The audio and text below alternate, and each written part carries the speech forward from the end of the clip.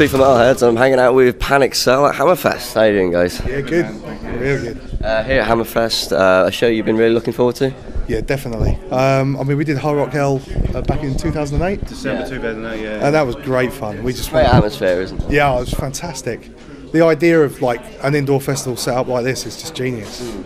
You know, it's wicked. Do you think small festivals like these are really needed now for the newer bands to break through? Definitely. Yeah, yeah, definitely. Download's great. Obviously, we played Download twice, but things like this, you're so intimate. You know, you can actually meet the fans afterwards. We're standing in the shadow and we've got fans next to us and they come over for drinks and that, so it's great. It's really good. It's good exposure for new bands, up and coming bands, and for established bands as well, because people in this day and age, you need these sort of festivals, you know, because that whole outside thing is just so, it's good, obviously it's good, but these things, I think, people come away a bit more excited, I think. Now, obviously, you guys are going to be happy to play playing new material off the new album, Fire It Up. Yeah, we are. We're going to be doing 3 tracks tonight from that. Yeah. I think we've got 9 songs in the set, so 3 of them are going to be from that. I mean, obviously, not many people have heard it, but you know, we love It was recently released, right? No, it's not. It's released in April. Yeah, so it comes out April 5th, and we're just enjoying playing the material live so much. It comes across so well in that environment that we just want to, you know, get it out there as soon as possible. Is it quite good to play songs that other people don't know and sort of get new reactions and test it? It's interesting to see how people react to the songs. We've done a few of them on a tour we did in November and December, and they went down really well, considering that no one knew any of the tracks. Yeah. They were like, you know. I mean, the way I saw it, the new material, it's actually gone down better than anything we've ever played for the first time. Yeah. You know, when we're doing like the second album stuff, you know, the reaction we get now from the new material is great. It's really, really good, much better. Yeah. So yeah, I mean, that's an indication for us that, you know, everyone, including us, is really happy with the new material we've done. Yeah. Speaking of Fire It Up, then the album's going to be finished and released. What can fans expect from Fire It Up? It's a continuation of the form from the last album. The production's great. We're really happy with how that worked out. The songs, I mean, it's still in a kind of very much trad rock metal style. Yeah. I'd say. Yeah. I mean, Bob's better at describing these kind of things than me.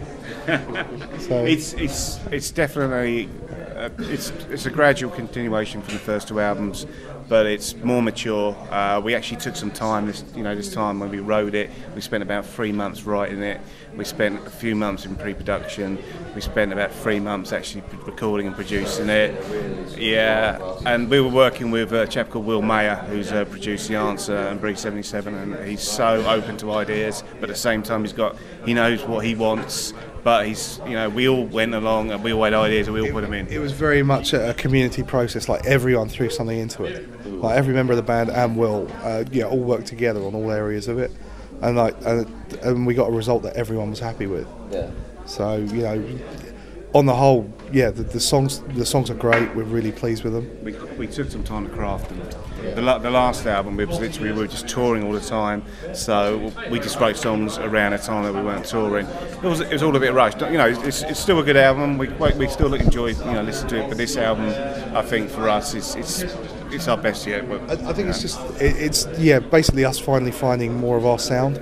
It's certainly a lot more organic. It's more kind of it's more how we should sound rather than kind of any mixture of styles. It's more kind of our style. Back this album, you're going to get more of a core Panic Cell fan base. We'd like to. I mean, we've got a good fan base as it is. We got really loyal fans. We've been a very lucky band in that respect. We've already been meeting a few of them here yesterday, today. Seen loads of Panic Cell hoodies around. So it's good for us.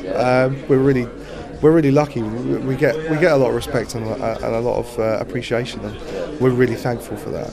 Now, aside from Panic Selling, you also have Antle Records, am I right? We did. But you started that label, right? We started that label up to put our second album out, and we released records from some friends of ours as well. Yeah, well, I know about it because of a local band close to me called Severanth, you see. Oh, Severanth, yeah, of course, yeah. I don't know if Mike's here. I think Jay was supposed to be up here somewhere today. Who left Severanth, yeah. But we set that label up specifically to put our second album out ourselves. Because I mean, we've always been underground. We've always done stuff on our own. that's just how we've always worked, really. We're not a major label band. We've never had like the backing from anyone.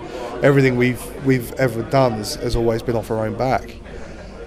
So we set this label up. Unfortunately, that all went south when Pinnacle were our distributors. Yes. And I think Woolworths ended up bankrupting them when they went under. It's a real sad state of affairs. But once that happened, we had no distribution. We could have set up. We could have gone with another distributor for the new album, but instead, we looked around and we just looked for a small label that would be willing to work with us for the new album, willing to work well and do a good job.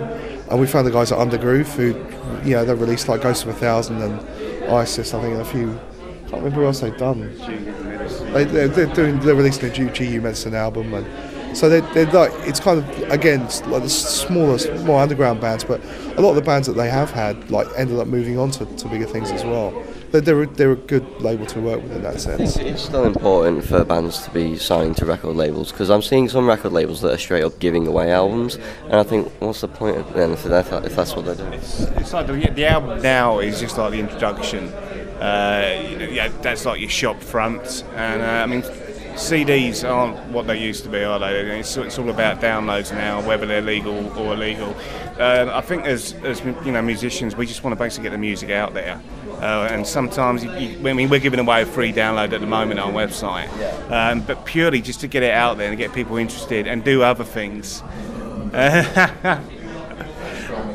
There's plenty more about it. So basically, we're just, I think every band, I just want to get the music out there, get the guys to the shows, get the shirts on their backs, treat them right. And the whole digital age now, it's you've got to give away things for free. You've got to have something. What's in it for the fan? The CD alone now doesn't cut it. You need to be giving something more, and that's where all the social networking sites come in.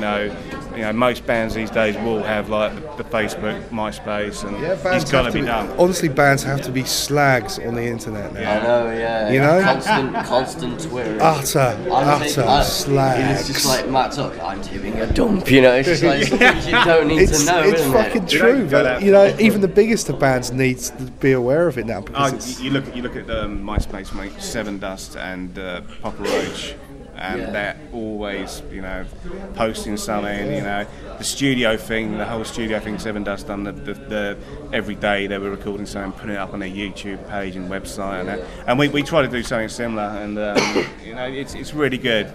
People want to see what you're doing. You got to keep it interesting. It's so important, the internet now, definitely. Now after Hammerfest, then it's a tour through the UK for you guys, right? Yes, that's right. We've got. Yeah. Oh, thank you. There we go. I have my crib sheet of dates. We're running. We go out and play some shows with Life of Agony in Europe after this. They're the next shows that we're doing, and then we come straight back to the UK. We got the album out on the 5th, and we're doing a launch party, kind of our local bar on the 6th in Margate. Oh, cool. So it's a free gig. Loads of giveaway stuff. Jaeger are going to give us loads of Jaeger. Are you sponsored by Jaeger now? Funnily enough, we've been a Jaeger band. We've been on the Jaeger program since we've been drinking 2005, and we're we're about the one band that's remained on the roster changes, and then I think it's us and Orange Goblin that they kind of left on, and everyone else has moved around because. We love this stuff, Jaeger aren't here officially this weekend at Hammerfest, so they sent us a load of shit and said, "Can you please just give it out?"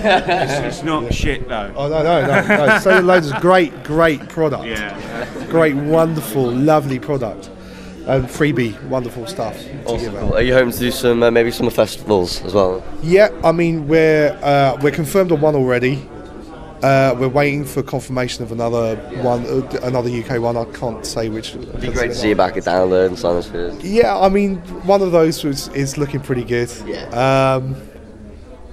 And there's some other good festivals going on that we're going to be doing as well. In the UK that have been slightly more classic rock orientated.